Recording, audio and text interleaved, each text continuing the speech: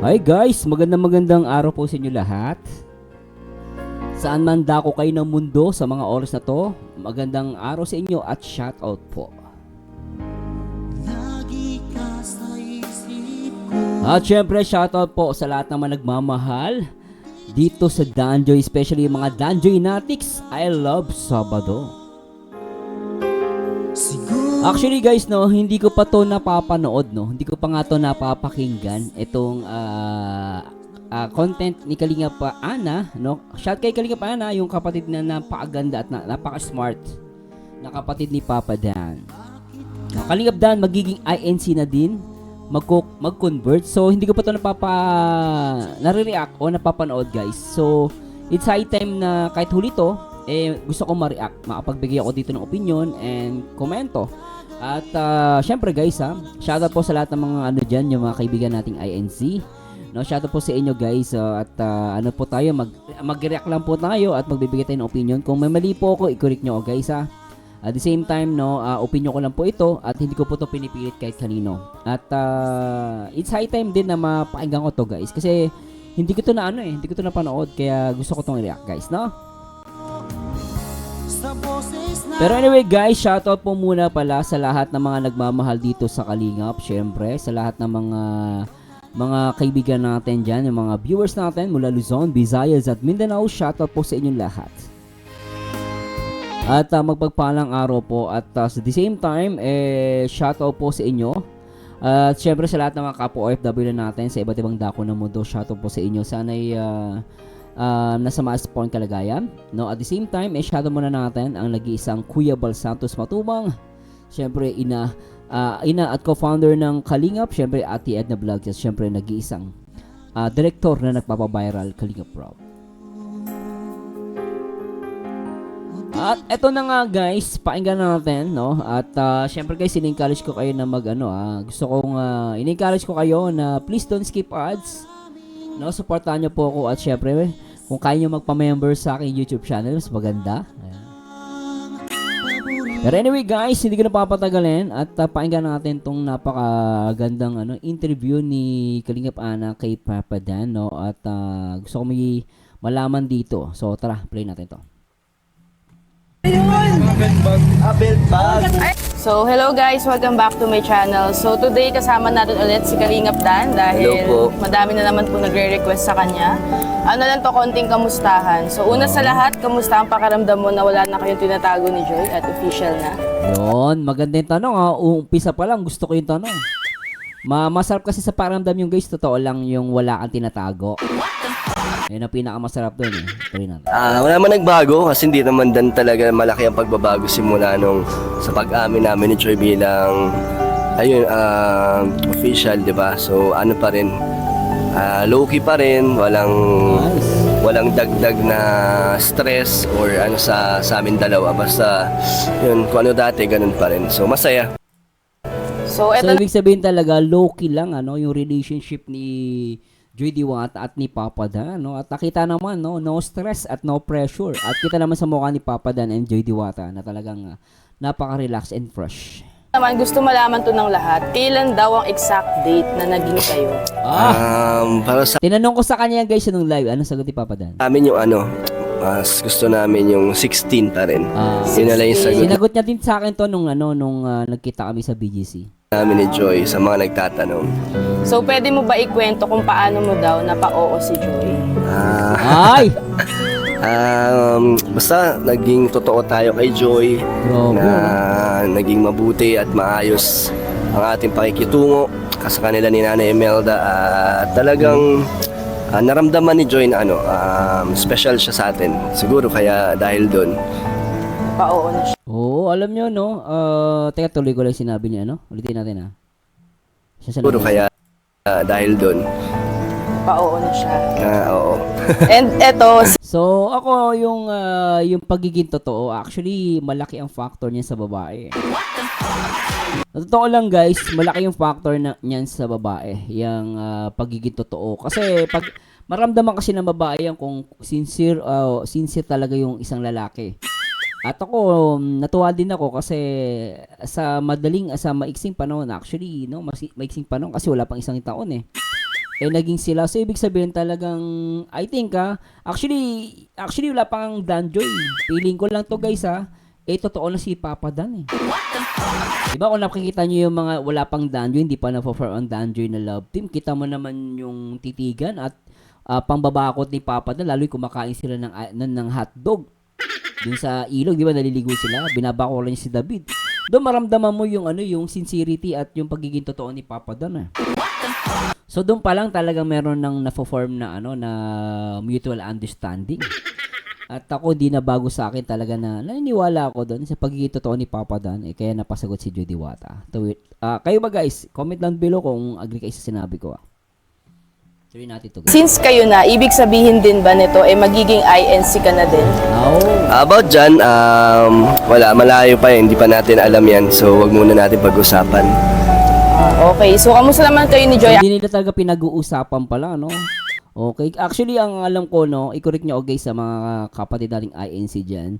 Ang alam ko lang yung pag mag-aasawa ka na dapat, pag nag-asawa ka, dapat same kayo ng, dapat INC na rin siya. Pero mag-boyfriend, girlfriend, parang allowed pa rin, no? So, yun lang pag mag-aasawa na, no? Kasi lumalabas, naging mag-boyfriend, girlfriend si Joy. So, ibig sabihin, ina-allowed, no? Pero, yung pag-aasawa, dapat doon ka na magpa-convert. Tama po ba yung guys? Pasensya na po kung mali po ako. I-correct nyo po ako. Tuloy natin. Kamusta naman kayo ni Joy after yung pag-amin? Mas naging sweet ba kayo or wala? Same. Abangan na lang nila sa mga susunod na episode. Eto, may nagpapat Pero naging mas sweet sila guys. Napansin nyo, di ba? Totoo yun. tanong nito So nakikita mo na daw ba si Joy as wife material? Ngayon, ayoko pong ma-pressure siya. So, hindi ko ino-open sa kanya. Basta kung ano yung nakikita ko sa kanya ngayon ay masaya ako dahil focus siya sa pag-aaral. Alam mo, Papa Dan, napabilib mo ko. Siguro kung yung mga babae, kung ganito boyfriend mo, napakaswerte mo. Sa Marzano, bakit? No pressure. Hindi niya pinipressure yung babae kasi totoo lang guys, yung wife material titignan. Kasi nakaka-pressure yun mag-i-expect ka dun sa babae. Di ba sinabi ni Papa, ganito, wife material si Joy. So, mapipressure si Joy. Kasi, iba pag sinabing wife material, no? Una-una, just enjoy para sa akin. Enjoy muna yung pagiging magjowa. Jowa material muna.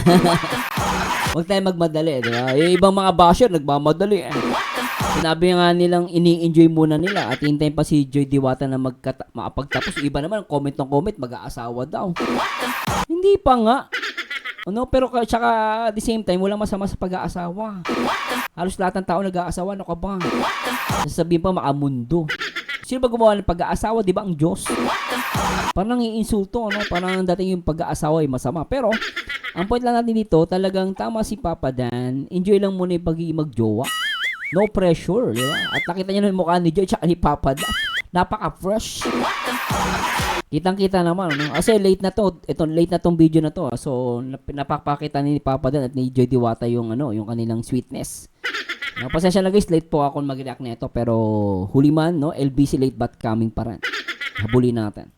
Aral, responsable siya, mapagmahal sa magulang. So, yun. Masaya ako sa ganun ni Joy ngayon. So ano daw talaga ang tawagan nyo? Kahit first letter lang. Yan ang gusto ko malaman. Ano ba talaga, Papa Dan? May love, may be. May bebe loves. Ano ba talaga kasi? Guguluhan na ako Kasi kami ni Joy, wala kaming talagang endearment na kung ano yung mga gusto namin itawag. Yun na.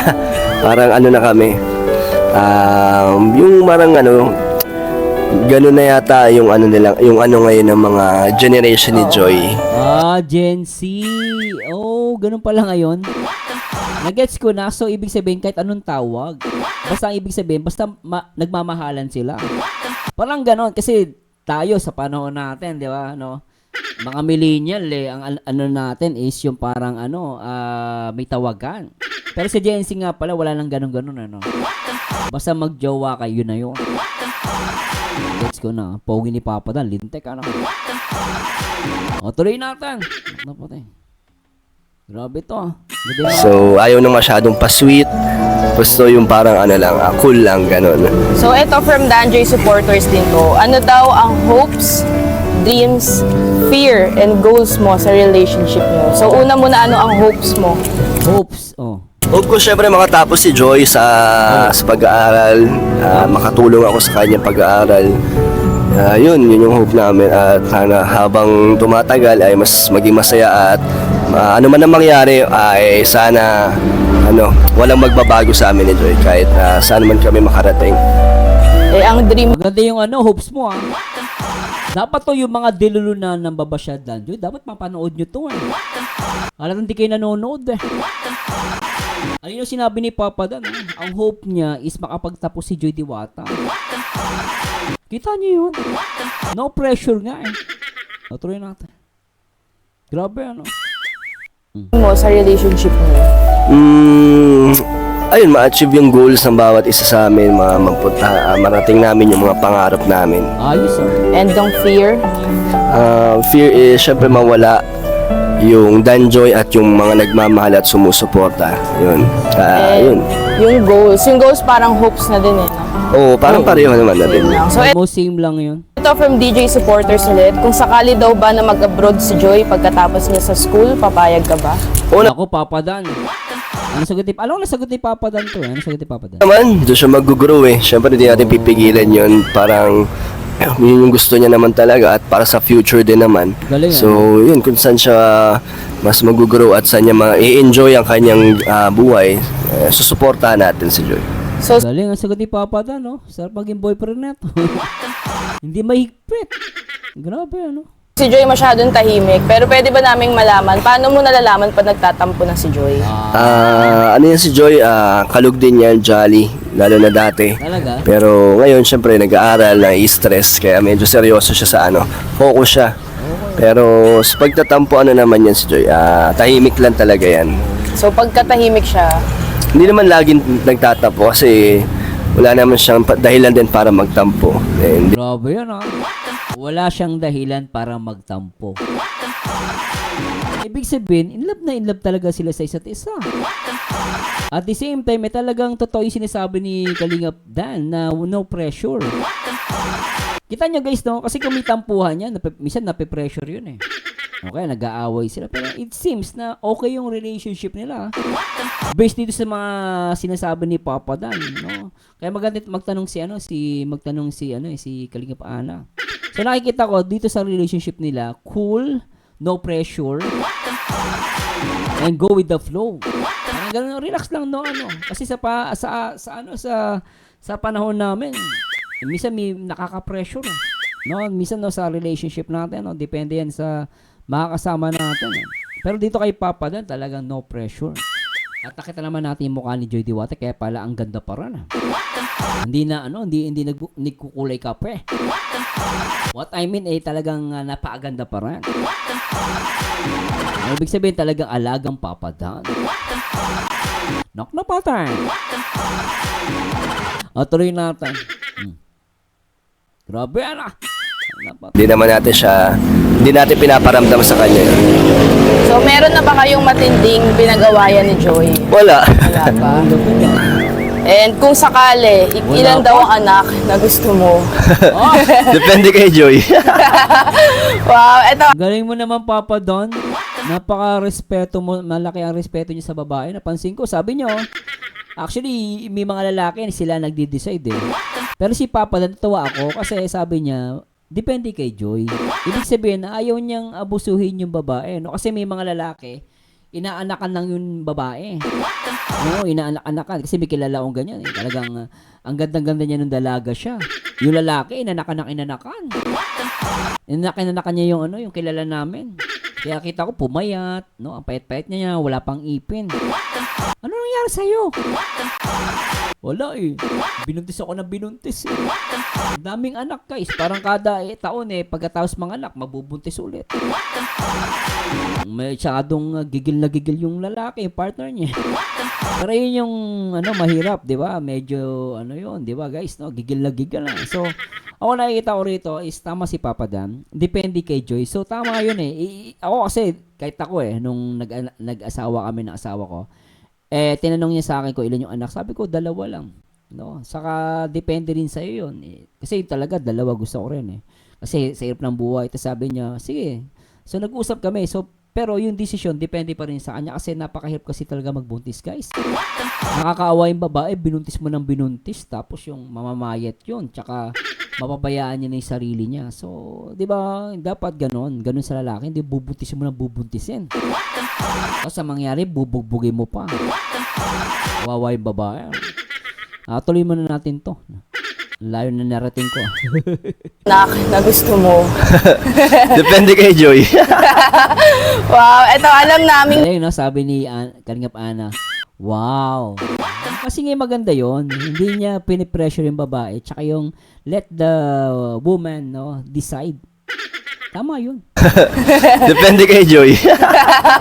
Wow, eto alam namin bago pa lang kayo. Pero tingin mo 3 years from now, ano na ang Danjoy? Wag na lang nilang isipin masyado yung mga gano'n na wag nilang pangunahan. Basta go with the flow lang. Tama. Di ba? Hindi natin alam kung ano mangyayari. Kaya, Ano ni Papa Dan, Very good. enjoy lang natin yung mga nangyayari ngayon. Oo. And ito, Very good, good answer yun. So, iba kasi, alam mo, totoo lang guys, may mga ibang supporters din kasi, no? Kahit sa ibang love team, yung dati nire-react ko, talagang sila guys, pag nag-fantasize sila, misa kasi may mga supporters, eto guys pangkalahatan to kasi nag-react ako dati sa ibang love team. Pag sila noon, may mga followers and supporters sila, yung ibang supporters kung fantasize, grabe. Ultimo paano pag kinasal sila, ilan yung magiging anak nila, yung bahay nila, gaano kalaki. So, nagpa-fantasize yung ibang supporters. No? Kaya lang, ang problema, pag hindi nangyari yon, naku po, magwawala yon. Magwawarla. So, dito natuwa kay Papa Dan, at least hindi siya nagpapaasa na sabi niya talaga na, ayun yung pangunahan. At tama naman yun. Kasi hindi mo hawak ang araw ng bukas eh. Hindi mo sigurado kung ano yung mangyari. Pero tama yung ginagawa ni Papa Dan. Just go with the flow. So, ang magagawa lang natin, wag tayong mag-expect ng too much, pero magtiwala tayo at ipanalangin natin na samahan sila ng Panginoon at sa araw-araw ay talagang lalo sila magkainlaban pa. Naniniwala ko guys sa ang isang panalangin, malakas na panlaban yan at malay natin, maging sila habang buhay, di ba? Nakna po tayo. Tama naman yun. Real talk naman. Mahirap na may manguna ka. Mamaya hindi mangyari. Mas masakit yun, di ba? Pero I will include them on my prayers. Okay? Tuloy natin. daw, is there any fears that you carry from your past relationship or childhood? Wala naman. Basta ang mahalaga yung present at yung future. Galing. And nasasaktan Mahalaga yung present at future. Si Joy Diwata yan. Tapos yung past kape. Napapadan. Yung present at future. Siyempre si Joy Diwata yan. Yung past kape. ka din daw ba sa mga issues or bashing na nare-receive nila Kalingap Rab ngayon? Oo, kung mahilig lang ako sumagot, sasagot ako dyan. Pero ayoko silang patulan kasi mga ano lang yan na wala namang alam sa buhay talaga yan. Oy. Mga hindi yan successful sa buhay kaya ganun marami silang oras na mang-bash. Kasi mga inggit, mga walang narating kaya yun na lang gagawin nila. Mandamay na lang kaya mga hatak pa baba. So, Yes, frustrated sa buhay, Papa Dan. good luck na lang sa kanila. Basta alam naman natin lahat ng mga totoo nila Kalingap Rab. And last, Kasi ako alam totoo lang Tama naman si Papa Dan, minsan wag na patulan Tama 'yun sa side nila talaga no need. Ako pero minsan talagang pinapatulan ko Minsan makulit din ako Ako kung pumatol ako minsan, I tried them na barahin. Kasi minsan pag di mo binarayan, parang ang sa akin lang guys makakasanayan nila, feeling nila tama sila Kaya minsan natatapang sa mga comment section pero pag binara mo, tsaka in-educate mo sila, i-educate mo lang naman I-educate mo sila, tulad nung nagsabi, patong mo daw sa pag-aasawa ang danjo, pakilam mo. Wala naman sa pag-aasawa, tsaka nasa legal age na yan. Di ba, So, ang point lang dyan, sometimes, kailangan mo ding sagutin, in proper way and to educate them. Kasi ako, pag matigas ang ulo, taga sinusopla ko na. Kumbaga sa karne, kailangan mong pakuluan ng matinding-matindi. Sobrang tigas ng ulo. Diba yung karne na matigas, hindi pa pwedeng ano lang yun, guys. Matigas yun, kailangan dun, matalas na kutsilyo para mahiwa mo. O kaya palalambutin mo, gagamit ka ng kumukulong talagang tubig na sobrang kulo. So, ganun yung mga toxic. Minsan kailangan mong basagin yung mindset nila. And try to educate them. No? Kapag kung tsaka minsan, pero pinaka the best way pa rin din, siya is manahimik ka. Yun nga lang, ang magiging problema, hindi kasi sa lahat ng pagkakataon, tahimik ka lang din, no? Minsan, aabusuin ka ng mga yan. At dito, sinabi naman ni Papa Dan, no? Mga inggit lang sila. Mga hindi masaya sa buhay yan. Mga frustrated, naghahanap na ng damay. Totoo yung sinabi ni Papa Dan. Real talk yun. Tuloy natin, guys. Kung may pangarap ka para kay Joy, bukod sa makapagtapos ng school, ano yun? Oh. Maging masaya sa buhay at maging mabigay niya yung gusto niyang pangarap para sa kanyang magulang. Yan. Wow. So, ayun lang guys. Sana po sa mga nag-request dyan kay Kalingap Dan, ma-recharge na kayo. Thank you so much na kasama natin ng Team Brooks. Ayan, nag-lunch po. Salamat kay Kalingap Dan. So, salamat Hello. po. Thank you po. Para sa akin, okay yung mga sagutan ni dito. Maganda yung tanong ni Kalingap Ana, no? Syempre yung sagot ni Papa Dan, talaga no pressure. Nakakatuwa lang, no? So anyway, guys, I don't know kung may nasabi po o mali, ha? Kung may nasabi po o mali, correct nyo ako, no? So, yun lang, maganda rin yung sinabi nila about dito sa pag-convert sa religion ni INC, no? Tama yun, wag mo na nila pag-usapan.